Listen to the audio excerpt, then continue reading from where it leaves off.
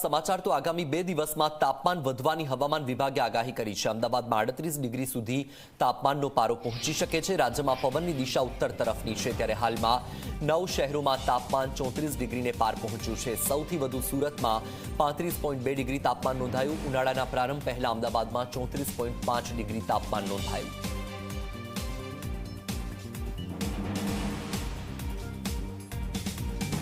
आने वाले हफ्तों में जो है बारिश की अगर बात करें तो अभी किसी भी प्रकार के जो है अनुमान देखने को नहीं मिल रहे हैं। आने वाले हफ्ते में बारिश के आने वाले हफ्ते में जो है टेम्परेचर ट्रेंड कैसा रहेगा, तो अधिकतम तापमान और न्यूनतम तापमान दोनों में जो है आगे आने वाले 5 दिनों तक जो है 2 से 3 डिग्री की जो है बढ़त देखने को मिल सकती है। जो है तापमान जो है 37 डिग्री या 38 डिग्री तक जो है अहमदाबाद में जो है और गांधीनगर में जा सकता है।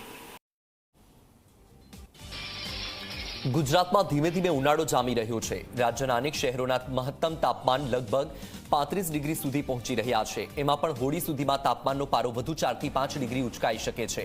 અમદાવાદમાં હાલ 34 ડિગ્રી જેટલું મહત્તમ તાપમાન રહે છે, ત્યારે આગામી 2 થી 3 દિવસ સુધીમાં આ પારો 37 ડિગ્રીને પાર થઈ શકે છે, જ્યારે હોળી આસપાસ 40 ડિગ્રી સુધી તાપમાન જઈ શકે છે। રાજ્યમાં હાલ મિશ્ર ઋતુનો અનુભવ થઈ રહ્યો છે। સવારે ઠંડો પવન હોય છે અને બપોર સુધીમાં આકરી ગરમીનો અનુભવ થઈ રહ્યો છે, ત્યારે આગામી દિવસોમાં ગરમી વધુ દજાડે તેવી આશંકા।